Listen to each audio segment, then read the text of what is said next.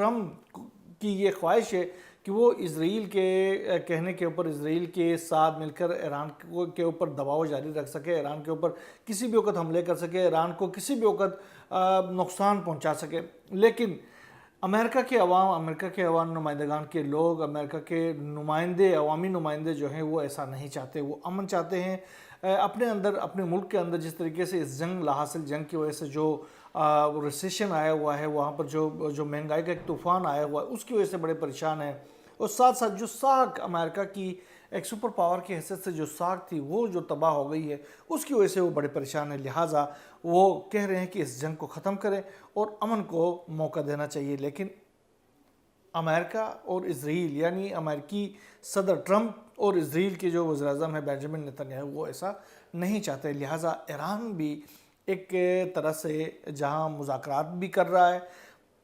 جو M O use ہیں ان کے اوپر بھی سائن کر رہا ہے، لیکن جنگ کی تیاریاں بھی ایران کی جانب سے بھرپور طریقے سے جاری رکھی ہوئی ہے۔ اور ایران یہ سمجھتا ہے کہ امریکہ اور اسرائیل جو ہے وہ قابل اعتبار ممالک نہیں ہیں، لہٰذا ان کے اوپر اعتبار نہیں کرنا چاہیے، ان کے کسی وعدے کے اوپر اعتبار نہیں کرنا چاہیے، ان کے کسی معاہدے کے اوپر اعتبار نہیں کرنا چاہیے۔ جنگ کی تیاری بھرپور ہونی چاہیے، انگلیاں آپ کے ٹریگر پر ہوں۔ لہٰذا اگر کوئی مس ایڈونچر کہیں بھی کسی بھی صورت میں کیا جاتا ہے تو بھرپور اور اتنا ہی جواب دیا جائے کہ ان کو خاموش کرایا جا سکے۔ تو یہ ایک صورتحال ہے، اور ایران کو اس حوالے سے جو دوست ممالک ہیں ایران کے، وہ بھی یہ مشورہ دے رہے ہیں کہ بھائی آپ جو ہے وہ اپنی جنگ کی تیاریاں بھرپور رکھیں، کیونکہ آپ نے جس طرح کی تیاریاں کرنی تھی ان کو وہ تیاریاں آپ نے نہیں کی، لہٰذا آپ کو دھوکہ بھی دے رہے ہیں یہ ممالک اور آپ کے اوپر حملے بھی کر رہے ہیں۔ اور جب آپ مذاکرات کے ہوتے ہیں تو مذاکرات کے دوران آپ کے اوپر حملے بھی کیا جا رہا ہے۔ خاص طور پر شمالی کوریا اور رشیا کی جانب سے ایران کو بڑے صاحب قسم کے مشورے دیے گئے ہیں۔ خاص طور پر جو کم جونگ ان ہے، شمالی کوریا کے صدر ہیں، انہوں نے ایران جنگ کے حوالے سے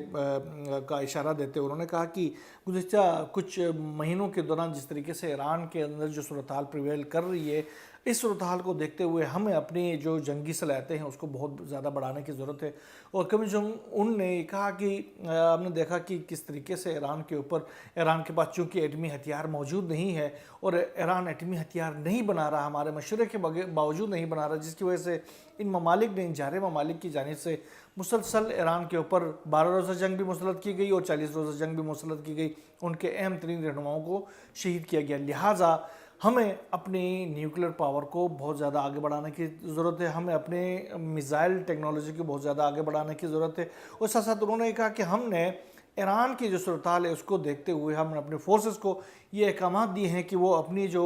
ملٹری پاور ہے اس کو بہت تیزی کے ساتھ آگے بڑھائیں، اپنی جوہری پروگرام کو بہت تیزی کے ساتھ آگے بڑھائیں، اور ساتھ ساتھ اپنی جو لانگ رینج بیلسٹک میزائل کا جو پروگرام ہے اس کو بہت تیزی کے ساتھ آگے بڑھائیں، تاکہ کوئی بھی جارح ملک ہمارے اوپر میلی آنکھ اٹھا کر نہیں دیکھ سکتے۔ انہوں نے یہ بھی کہا کہ ہم نے ایران کو بھی یہ مشورہ دیا تھا کہ اگر ان ممالک کے دھوکہ بازی سے، ان ممالک کی جارحیت سے اگر آپ بچنا چاہتے ہیں تو اپنی ایٹمی پاور حاصل کریں، ایٹمی طاقت کو حاصل کریں، مت ان کی باتوں میں آ جائیں، مت ان کو مذہب سے ریلیٹ کریں، اور آگے آئیں اور اپنا جوہری پروگرام کو مزید مضبوط کریں کہ ان کی